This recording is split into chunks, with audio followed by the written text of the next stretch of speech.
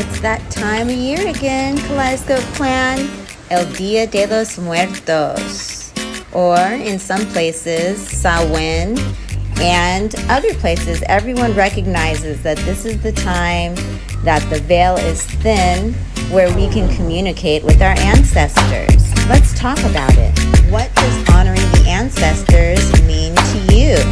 And what's the deal with this skull thing?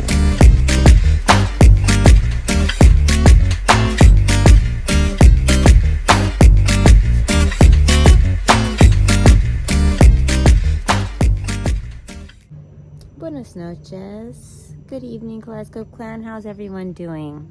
Feliz Dia de los Muertos.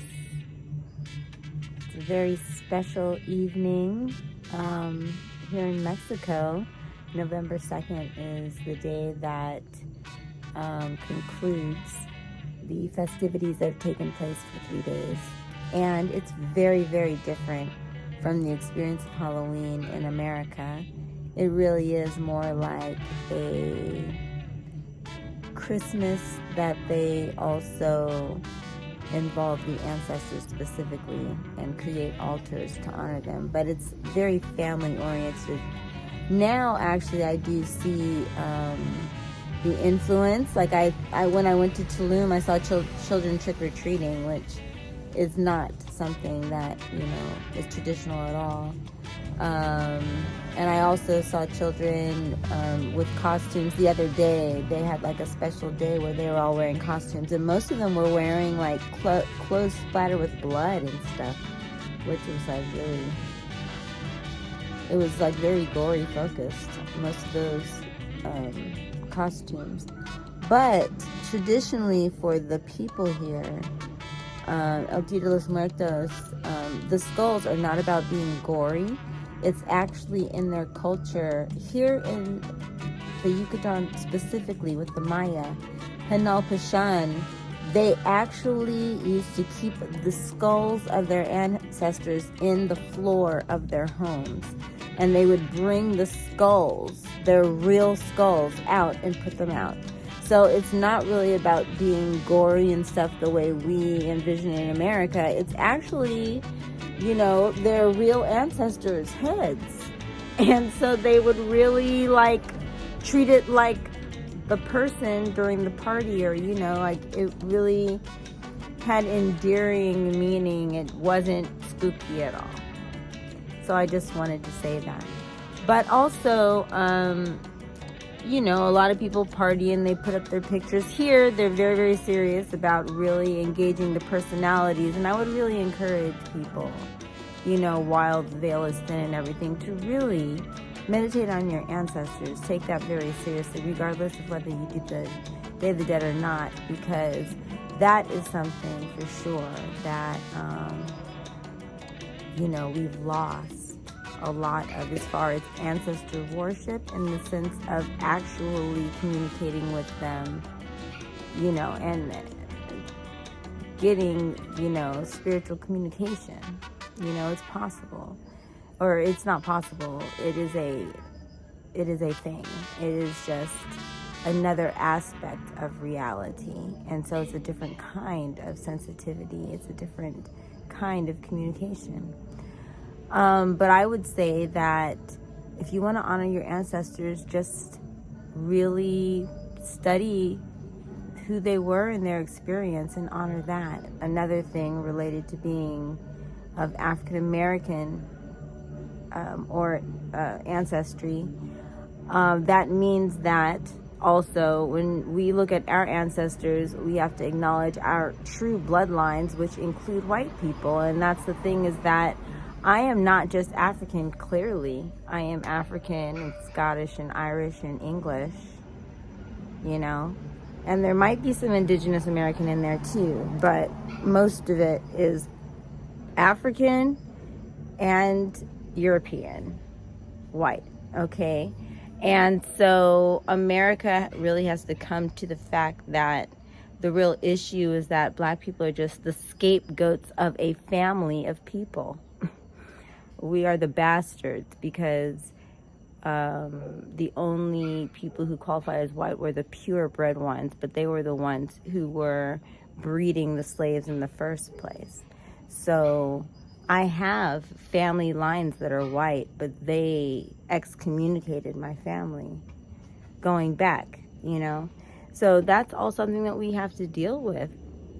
Yeah, I mean, how would anyone feel if your father sold you and, you know, into slavery where you're being abused? I mean, where they abuse you, but then they sell you and excommunicate you, where you have no support from the family line. That's crazy. So, I mean, we have to just acknowledge that that's the reality of what our people have dealt with. And so it's not,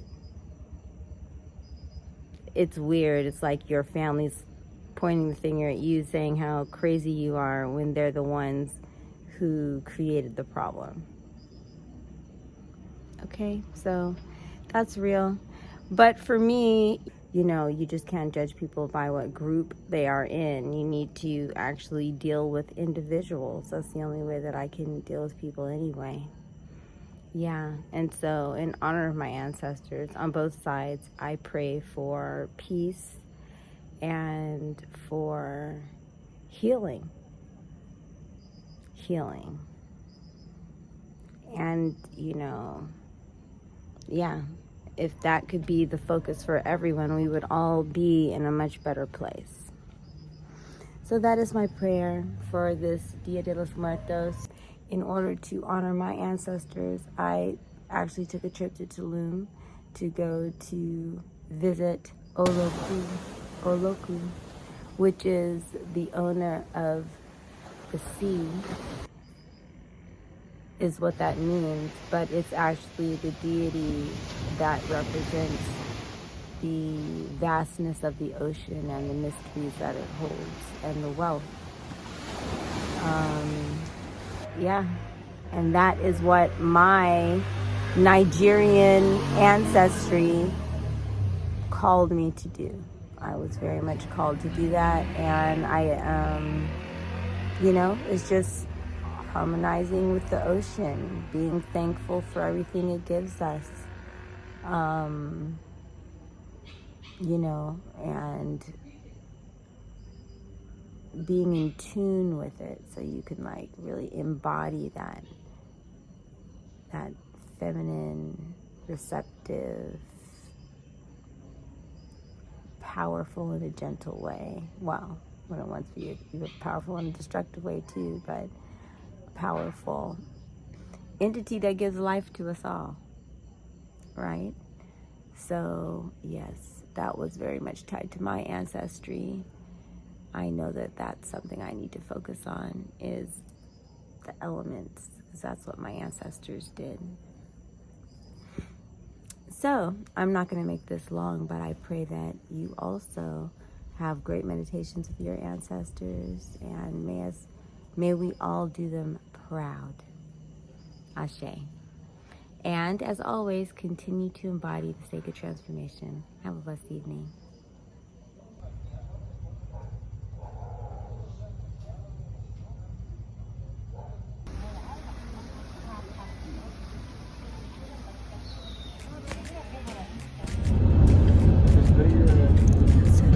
Adeo bus that goes just about everywhere you need to go.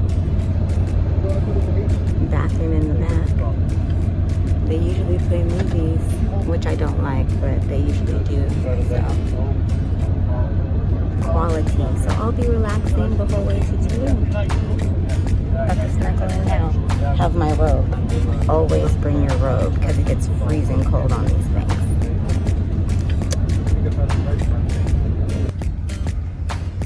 These people under the covers have the right idea. All you have to do is snuggle up and enjoy the ride. And of course, Tulum had art installations. Avaleras.